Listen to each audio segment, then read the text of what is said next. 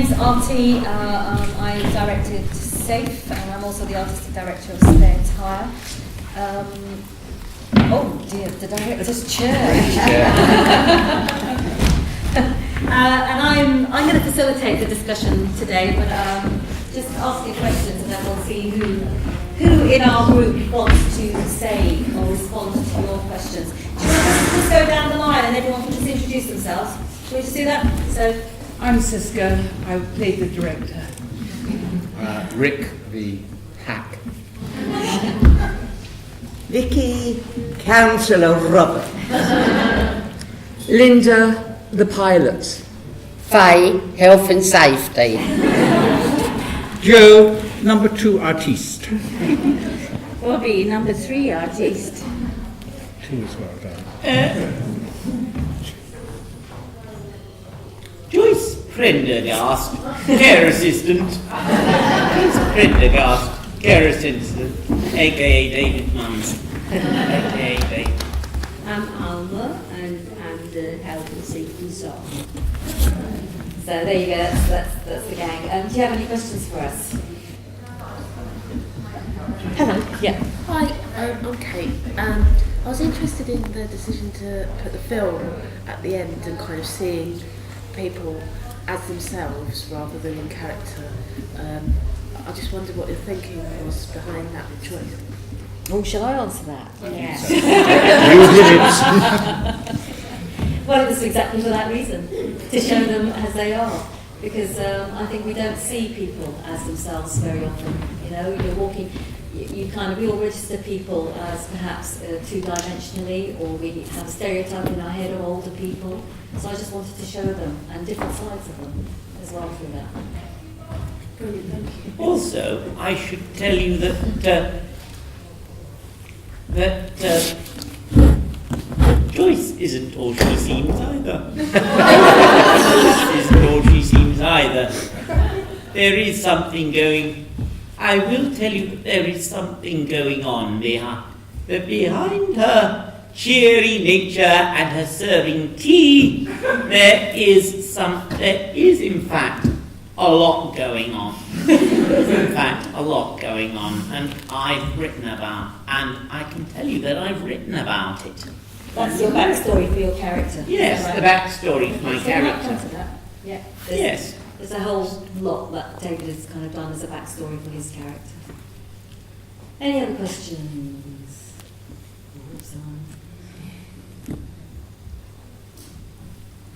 Could you talk a bit about the rehearsal process and how you broke down session by session? Oh, it's me again. So that was to talk about the rehearsal process and how it was broken down. Well, is there someone, do you guys want to kick it off? How did it feel, the rehearsal process? I really liked the first 4 rehearsals because we did a lot of truss work and movement and mirroring each other and getting to work as an ensemble. It was we did some improvisation, which I really like, and then we started to work more intensively as we got nearer the show. Actually on the script then? Actually on the script, yeah, actually on the script. Yeah, I found the beginning bit very freeing, and it was great to get to know everybody better. I thought it was a way of getting to know people that was different from normal, and then gradually things became more serious as we came to work on the script. The brainstorming about how we wanted the play to develop, etc., was really very good. It was very different from when we did it the first time, so that was a good thing on the brainstorm. Could you just expand on that a little bit? So we did this show, we were commissioned to do this show in, I think, 2008. That's when we did it, and so we've just revived it to as launching of our 40th year, basically. That's why we're redoing it. Do you have any thoughts about what was different? Well, I think it's the exploration of what our expectations were and the difference that it would make between what we've done before and now. Actually, I think it was a bit different from the last time we done it. because, you know, bits are put here, bits are put there. But I mean, everybody was brilliant. We had a great time. We worked hard. One of the big differences about the production is that it's about women pilots. We are sort of exploring those women who actually went relatively unrecognised, who were flying their planes all over Britain, sort of within Britain. They didn't go on bombing raids, but they were working. They were going. They were Red Cross. They were mechanics. And it's time to celebrate them.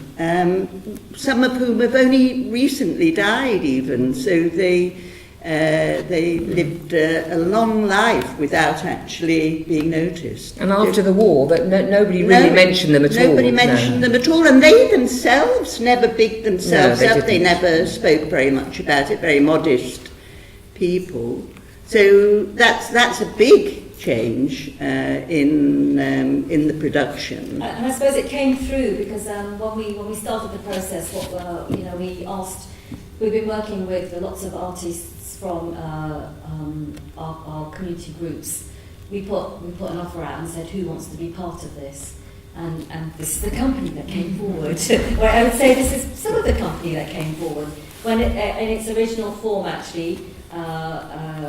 6 months ago, there were more female performers, and that's why when we started researching a little bit further, we came across the women pilots, the ones who were working during the World War, and we just thought, well, actually, let's just do that. Let's just make all of them and bring that story out, the hidden stories that we are kind of known for working with and bringing to the fore, and that's how that really developed. And I suppose, in answer to your question as well about the story at the end, the film at the end, that for me is also a hidden story as well, that we don't often get to see or hear. And that was just a little bit of a reveal there as well. So that's really how the process happened. So, I mean, I think everyone's kind of saying that they loved the kind of, the coming together, really, and growing together as a group, really. Any more? I saw a couple. Then if you have any personal resonance with the subject of this idea of risk and in your personal life and then also in the theatre, do you take any risks to be here doing this piece? Okay, so I'm just going to repeat for some of our cast the questions. Does anyone have any resonance with the themes of the show, like the risk or the health and safety? You really shouldn't get them started on this. No. I know. How long have we got? Did you want to say something, Dave? Well, I feel that there's also the what's the name of not being listened to. That is because people who are in charge don't always listen to the people they're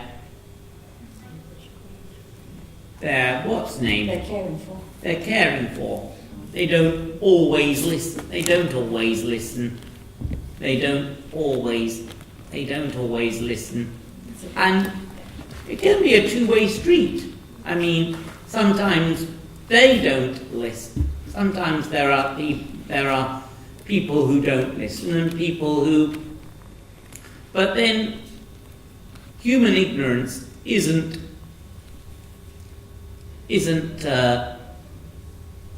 human ignorance can be quite universal. Very true. But I think that if you're over a certain age, then you're written off and you've got to be cared for and protected.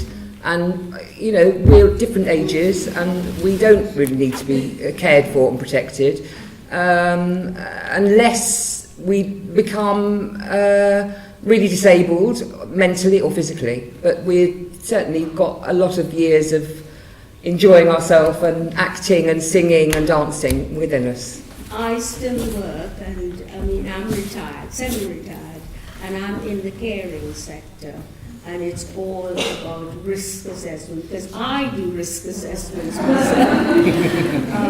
So it just hit me, and the person that I sort of based it on it's an infection control officer who was always running behind you with this risk assessment.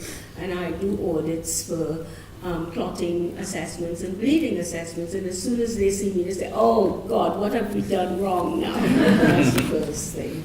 So I know about it.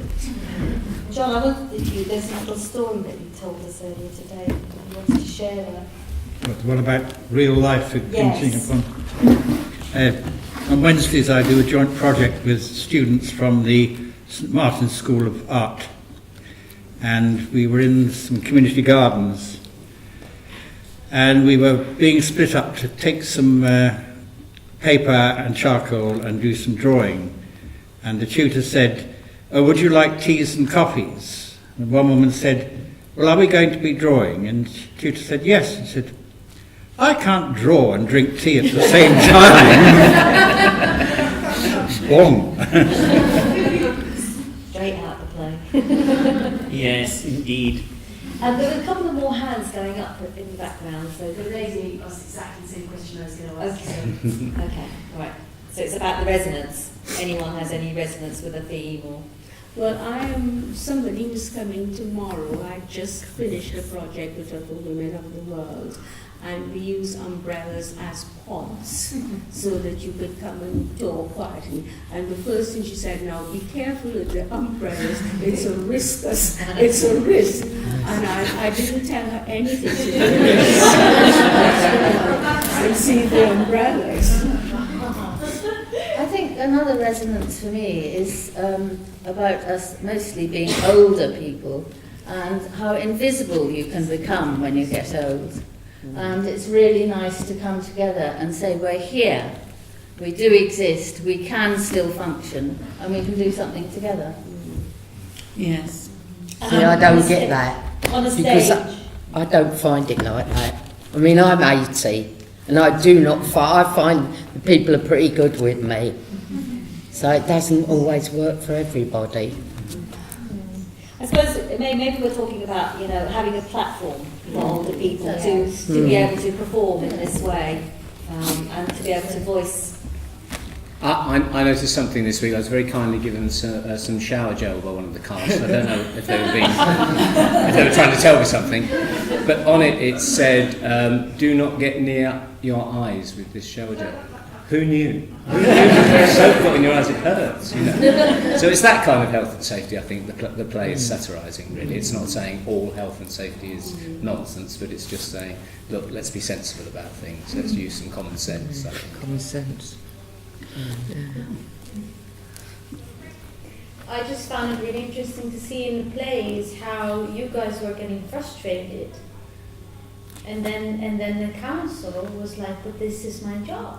This is my job. So it shows the limitations, and that the council rather keep you safe and buckle you up than taking the risk that you will get hurt by poking an umbrella. So I just found it really interesting to see, because there's another side for people who are working in the care that they just need to do the job, and I'm guessing that's a lot of back and forth frustration for everybody. All they see is they only see what they want to see. But then that's true of everybody. I mean, not everybody sees the invisible gorilla. You should read that. Actually, you should read that book. It's very fascinating. It's by Dan Simons. I think it's by Dan Simons and someone else. I can't remember the name of the other author, but Dan Simons is one of the authors of that book. It's based on an experiment. It's based on a psychological experiment, and it's based on a rather interesting psychological experiment. It's called the Invisible Gorilla Experiment, and it's an experiment in cognition, and it's an experiment in cognitive and how we see things, and how we see what we want to see, don't we? We see what we want to see. Yes, we only see what we want to see, and I should know.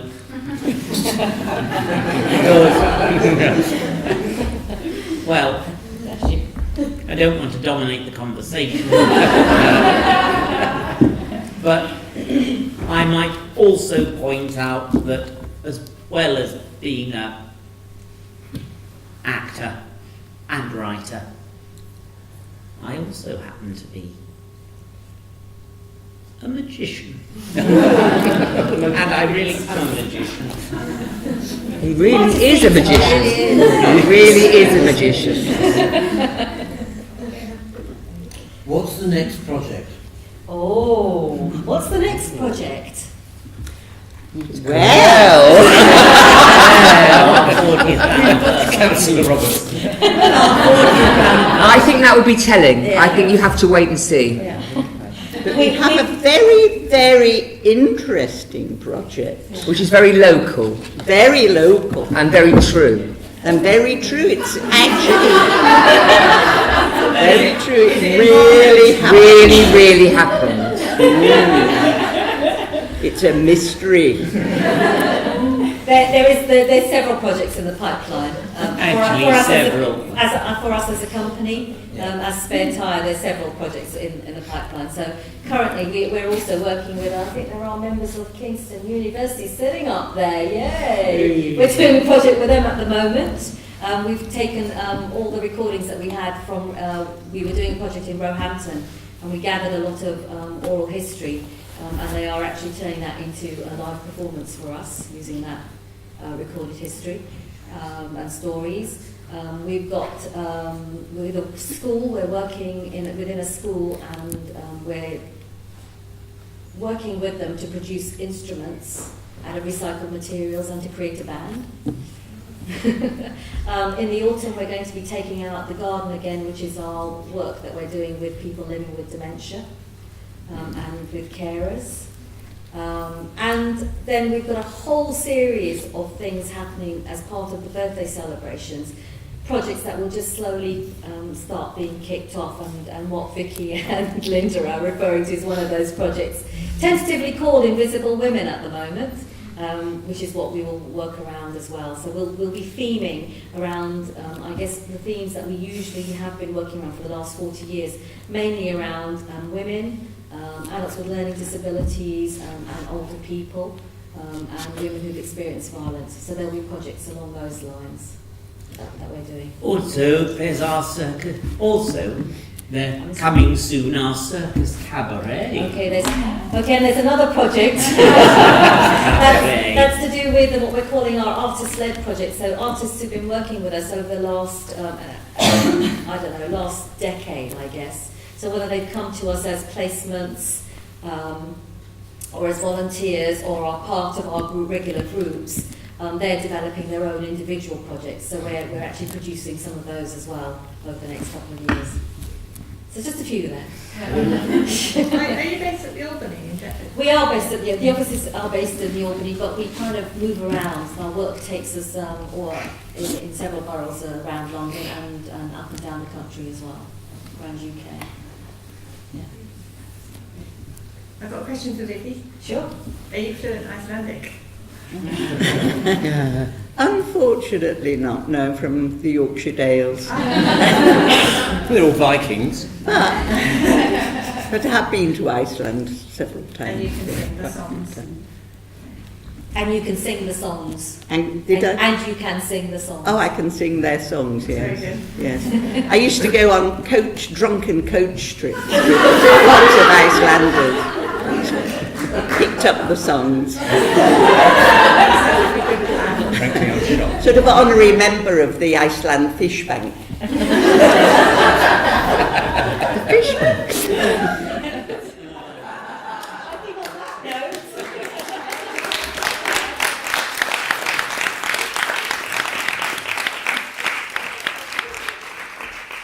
Thank you very much for coming and making it such a wonderful first night for us. Thank you very much.